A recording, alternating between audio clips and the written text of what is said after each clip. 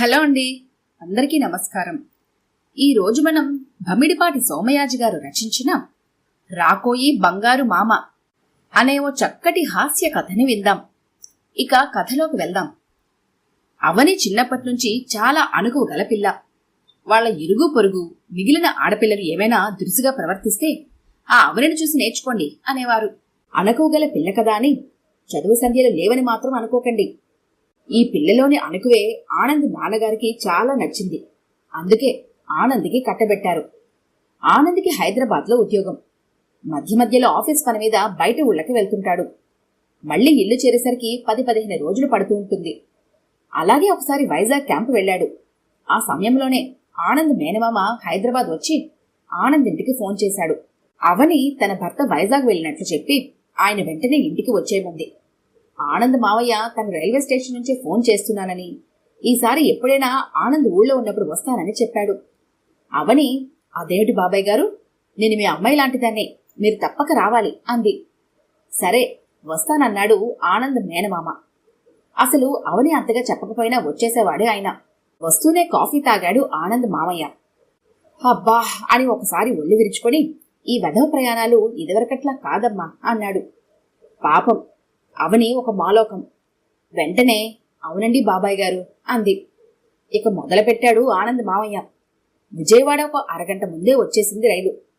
బాగానే ఉంది అనుకున్నాను. భోజనం చేసి పడుకున్నాను. ఒకటే అలసట. మెలకు వచ్చేసరికి పొద్దున్న అయిపోయింది. అప్పటికి రైలు కాజీపేట వచ్చింది. ఎక్కడా ఎలా లేట్ అయిందో తెలియదు. డ్రైవర్ చూస్తే ముందెక్కడో ఇంజన్లో ఉంటాడు. మనం చూస్తే వెనకాల భోగిలో ఉన్నాం. అందున నిద్దట్లో అన్నాడు. పాపం అవనికి ఇదంతా ఏమిటో అర్థం కాలేదు. డ్రైవర్ దగ్గరలో ఉంటే ఏం చేసేవారో బాబాయ్ గారు అనుకుంది. ఇలా వచ్చినప్పటి నుంచి ఒక అరగంట సేపు చెప్పిందే చెప్పకుండా చెప్పి తినేశాడు. వినకపోతే బాగుండదు. ఆయన అవని పెళ్ళైన తర్వాత మొదటిసారి వచ్చారు కదా అని అక్కడే వెర్రిమొహం వేసుకుని కూర్చుంది అవని. ఇప్పుడు వేడినీళ్ళవి ఏం వద్దమ్మా, నేను చన్నీళ్లు చేస్తాను అన్నారు ఆయన. అయ్యో అసలే శీతాకాలం, చన్నీళ్లు చేయడం ఏమిటి బాబాయ్ గారు, ఒక్క 10 నిమిషాల్లో వేడినీళ్ళు తయారైపోతాయి. ఈ లోపల ఇంకోసారి కాఫీ తాగండి అని కాఫీ తెద్దామని లోపలికి వెళ్ళింది. ఆనంద్ మావయ్య చెప్పిన ఆ వెధవ ప్రయాణం గోలలో ఆయన కోసం తెప్పించిన లీటర్ పాలు ఒక మీసాల పిల్లి తాగేసింది. చి వెధవ పిల్లి అని అవని తిడుతుంటే ఆనంద్ మావయ్య వంటింట్లోకి వచ్చి ముక్కు మీద వేలు వేసుకుని, అరెరే ఈ భాగ్యనగరపు అభాగ్యపు పిల్లులు అంతరించుకోను, ఆకాశం చిల్లులు పడా అన్నాడు. ఈ పిల్లులు నశించిపోడాలు, ఆకాశం చిల్లులు పడ్డాలు ఏమిటో అవనికి తెలియలేదు. అయినా వెర్రిమొహం వేసుకుని ఊరుకుంది.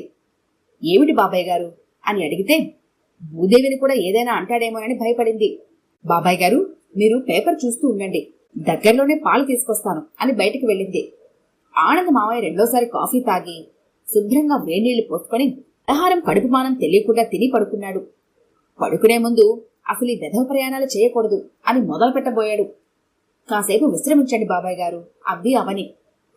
పక్కింటి పంకజాక్షి గారు, మీ ఇంటికి ఎవరో వచ్చినట్లున్నారు అంటూ ఒక 1/4 కిలో కాఫీ పౌడరు, 1 గ్లాసుడు పాలు అప్పు తీసుకుపోయింది.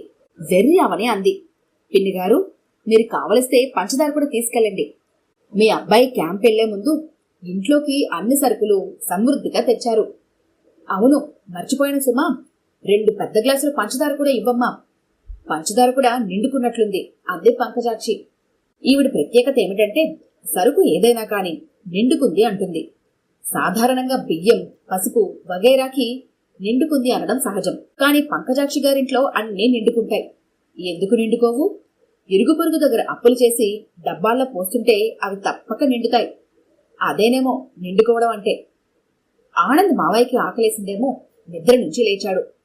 బాబాయ్ గారు కొంచెం మంచినీళ్ళు తాగుతారా అంది. అవని ఎంతైందమ్మా టైము అన్నాడు. 12:30 అంది. ఇప్పుడు మంచినీళ్ళు తాగితే అన్నం తినలేను, వద్దమ్మా అన్నాడు. తరువాత కొంచెం సేపటికి అన్నం వడ్డించేమన్నాడు. అన్నం తింటుంటే పొలమారింది. మంచినీళ్లు తాగమంది అవని. వద్దమ్మా అన్నం సహించదు అన్నాడు. కొంతమంది అంతే, మొత్తం కడుపంతా అన్నంతోనే నింపుతారు. ఎక్కడికైనా వస్తే మరీను. అర్థాలన్నీ బాగున్నాయి. అబ్బా ఎలా చేసావమ్మా ఇంత తక్కువ వ్యవధిలో అన్నాడు.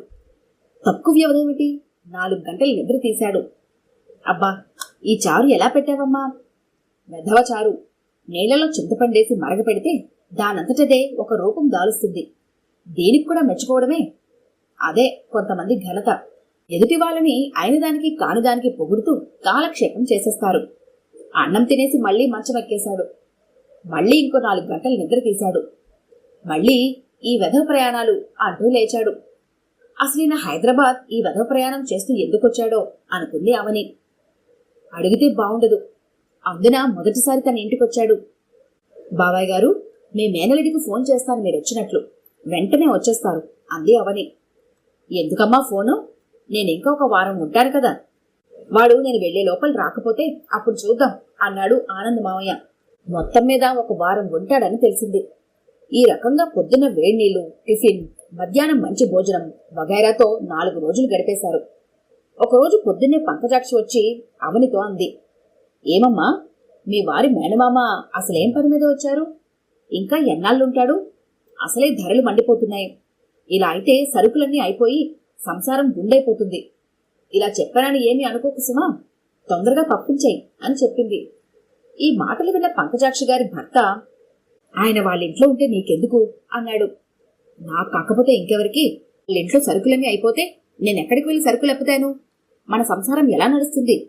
మీరింత తెలివి తక్కువ రావడం వల్లే మా వాళ్లు అతి తక్కువ కట్నమిచ్చినా మా సంబంధం ఒప్పుకున్నారు అని భర్తని కేకలేసింది పంకజాక్షి. ఒకరోజు బయటికి వెళ్లిన ఆనంద్ మేనమామ ఆద్రా బాద్రాగా వచ్చి, అర్జెంటుగా కోల్కతా వెళ్ళాలి, దగ్గర 5,000 ఇవ్వమ్మా అన్నాడు. ఏం ముంచుకొచ్చిందో అడిగితే బావుండదని బ్యాంక్ నుంచి డబ్బు తీసుకుని బయటి నుంచే తన భర్తకి ఫోన్ చేసింది అవని. ఆ సమయంలో భర్త ఫోన్లో దొరకలేదు. ఆలస్యం చేస్తే బావుండదని డబ్బు ఇచ్చి ఆనంద్ మేనమామని సాగనంపింది అవని. తర్వాత మళ్లీ ఫోన్ చేసి ఇలా 5,000 అతని మేనమామకి ఇచ్చినట్లు చెప్పింది. ఫోన్లో కేకలేస్తే బాధపడుతుందని ఊరుకున్నాడు ఆనంద్. ఆ రోజు రాత్రి ఆనంద్ కజిన్ ముంబై నుంచి ఫోన్ చేశాడు. ఆనంద్ మావయ్య ప్రస్తుతం దేశ సంచారంలో ఉన్నాడని, హైదరాబాద్ కూడా రావచ్చని, డబ్బు విషయంలో జాగ్రత్తగా ఉండమని అవనికి చెప్పాడు. ఇంకేం జాగ్రత్త, అంతా అయిపోయింది. జరిగిన పెళ్లికి బాజాలాగా ఇప్పుడు ఈయన ఫోన్ ఒకటి అనుకుంది అవని. క్యాంపు నుంచి వచ్చిన ఆనంద్, భోజనాలు పెడితే పెట్టావు, ఆ 5,000 దక్షిణ ఎందుకిచ్చావని కేకలేశాడు. నాకేం తెలుసు మీ మేనమామ ఇంత ఘనుడని? మీరు ముందే చెప్పవలసింది అని అవని కళ్ళ నీళ్లు పెట్టుకుంది. ముందంటే పెళ్లికి ముందు చెప్పాలా? నాకు మేనమామ పోలికలు ఉండొచ్చేమోనని నిన్ను నాకివ్వకపోతే నాకెంత నష్టం?